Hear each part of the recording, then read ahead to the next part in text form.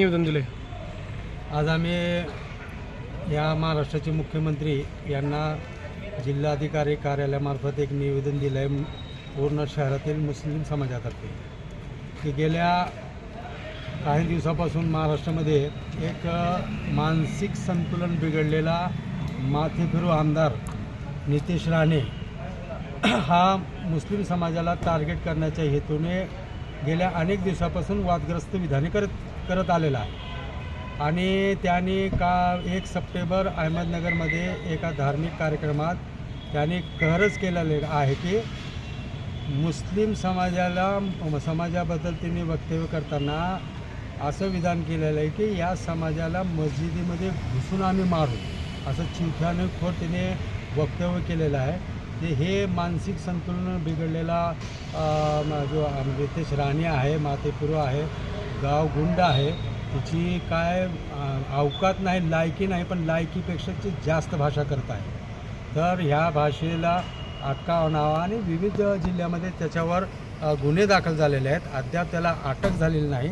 तर आज त्याला आम्ही माननीय मुख्यमंत्र्यांना हे निवेदन दिलं की आपल्या महाराष्ट्रामध्ये कायदा सुव्यवस्था नीट ठेवायची असेल, शांतता नांदवायची असेल तर ह्या संतुलन बिघडलेल्या आमदाराला ताबडतोब अटक करून त्याच्यावर कठोरात कठोर कारवाई व्हायला पाहिजे।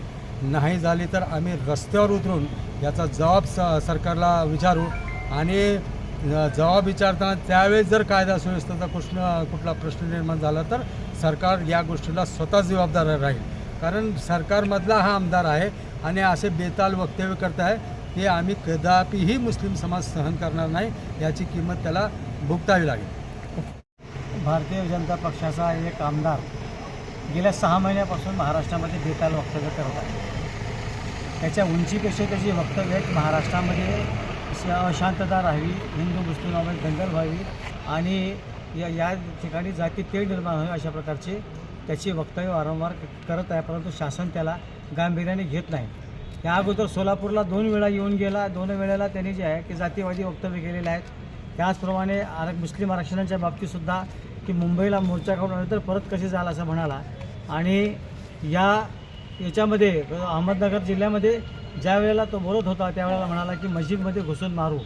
ही वक्तव्य जी आहेत की अत्यंत लांछनास्पद आणि इस्लाम धर्माचा अवमानकारक आहेत आणि ह्याच्यातून जातीय तेढ निर्माण झाल्याशिवाय राहत नाही। म्हणून याच्या वक्तव्याने मुस्लिम समाजामध्ये भीतीचं आणि घबराटीचं वातावरण आहे की यदा कदाचित उद्या काय होते। या देशाची एकता, या देशाची अखंडता आणि बंधुभाव आणि संविधानाने दिलेले जे प्रियंबल आहे त्या सगळ्याला त्याने ते पायदळी तुडवण्याचं काम चालू आहे। म्हणून याच्या विरोधामध्ये शासनाने तात्काळ दखल घेऊन अटक करावी व त्याला योग्य शासन करावं। परंतु भारतीय जनता पक्षाचे लोक, सत्तेतले लोक हे मूक गिळून गप्प आहेत, ते मुकाट्याने ते ऐकतात। तरी याच्या विरोधामध्ये आम्ही जर यापुढे त्यांचं वक्तव्य जर बंद नाही झालं तर त्याच्या विरोधामध्ये तीव्र आंदोलन केल्याशिवाय राहणार नाही, अशा प्रकारचं आम्ही या ठिकाणी माननीय जिल्हाधिकारी यांच्यामार्फत मुख्यमंत्री महोदयांना कळवलेलं आहे।